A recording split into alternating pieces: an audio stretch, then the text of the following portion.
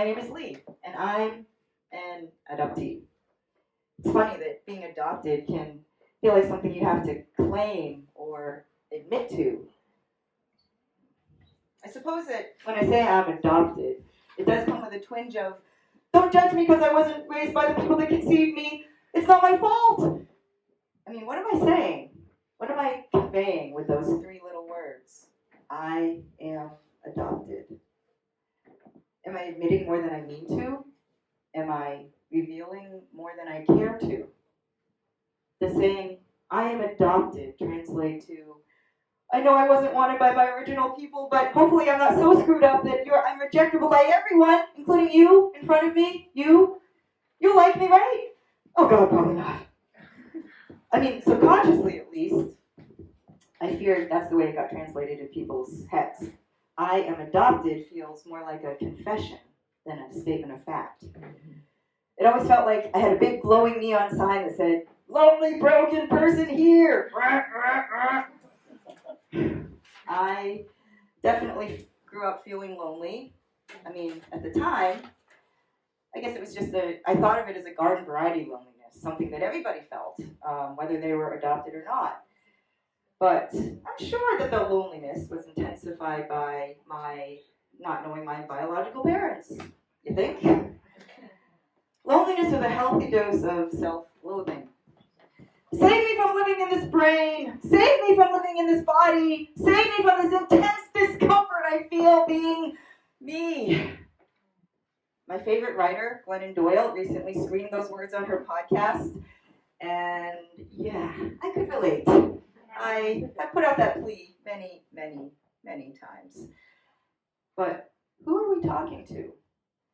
Who are we asking to be saved by? The universe? Spirit? God? That inexplicable, undeniable, invisible force that's greater than ourselves? That still small voice inside? Yeah, I guess God. You can use that word if you're comfortable with that. But God did not save me from myself. Or at least it didn't feel like it at the time. So now, bio mom and bio dad have abandoned me, and it felt like God had too. You people. So how did I fight the loneliness? Well, it turns out I have a great imagination. So I invented ways to combat it. Imaginary friends, stuffed animals, pets that talk back to me. Meow, I love this cat food. Thank you, Mommy. Oh, you're welcome, Maylee. I love you too. And, of course, puppets. And all that worked for a while, but over time, I guess I outgrew all those coping tools. Or did you? Did you? I mean, maybe you didn't outgrow them so much as, maybe the world made you feel like you had to give them up. Instead, leave them behind. Get a real job. Become an adult. Get serious. Wait, what now? Yeah, I mean, Mom, I bet you didn't want to give up the puppets. Who would want to do that? So much as you were made to feel like you had to. But hey, my purpose here tonight is not to psychoanalyze you, Mom. You got friends for that. What is your purpose, Newton? My purpose is to connect with our fellow adoptees, right? Isn't this Voices Unheard, that BPAR thing? Did I get off at the wrong T-stop? Yeah, this is it. But what do you mean by our fellow adoptees? Oh, Mom. I mean, I am adopted too, Oh, right. Of course. Oh. Yeah, I know. You marvel at the fact that you have a son that you are biologically related to, like that's so special. Oh, Fisher, you're the only one in the whole wide world that I'm related to by blood. Oh, the only one. But, what am I? Chopped liver? I'm your other son over here. Hello, your adopted son. I don't see you going on and on about me and the connection that we have because we're adopted. And you don't honor that connection nearly as much as the one with your biological son, Fisher. And yes, I am adopted, and yes, I absolutely feel adopted, Mom.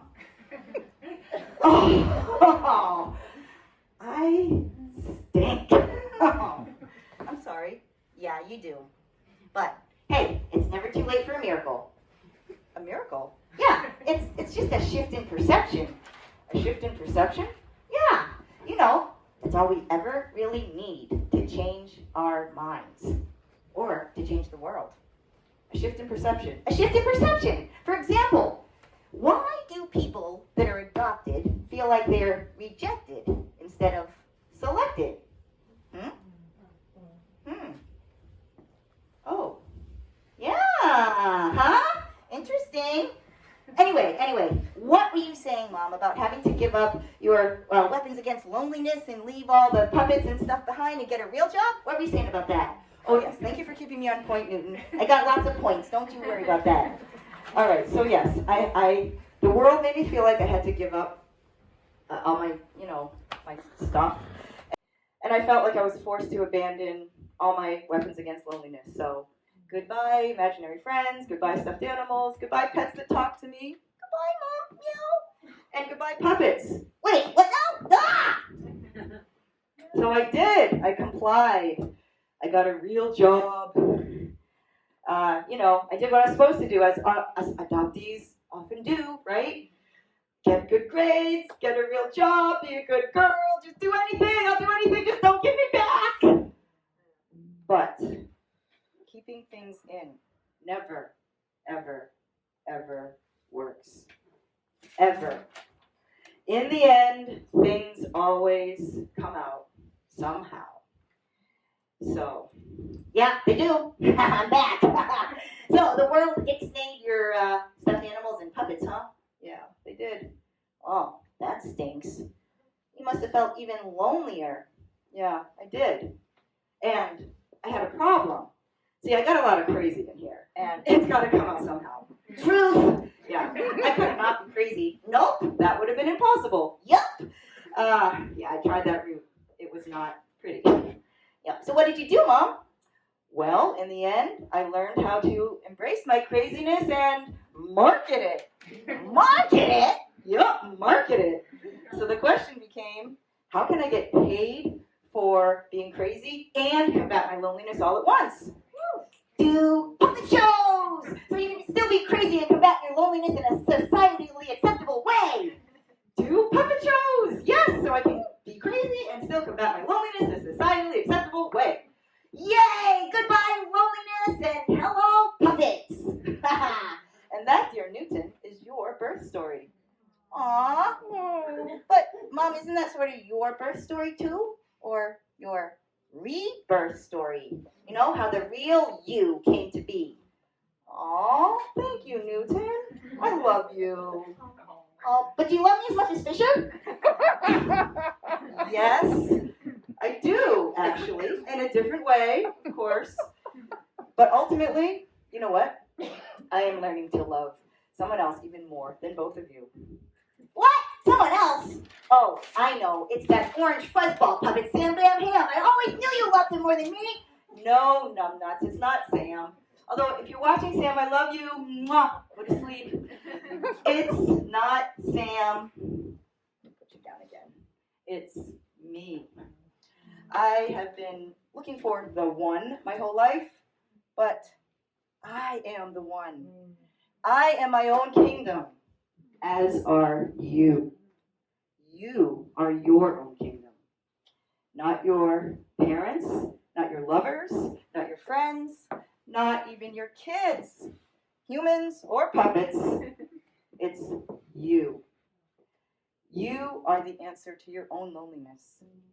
You are the only answer that ever was and ever will be. You are the answer to yourself.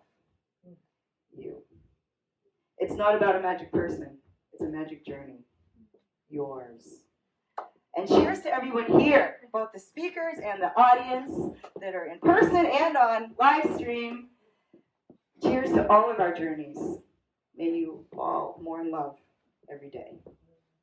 Thank you.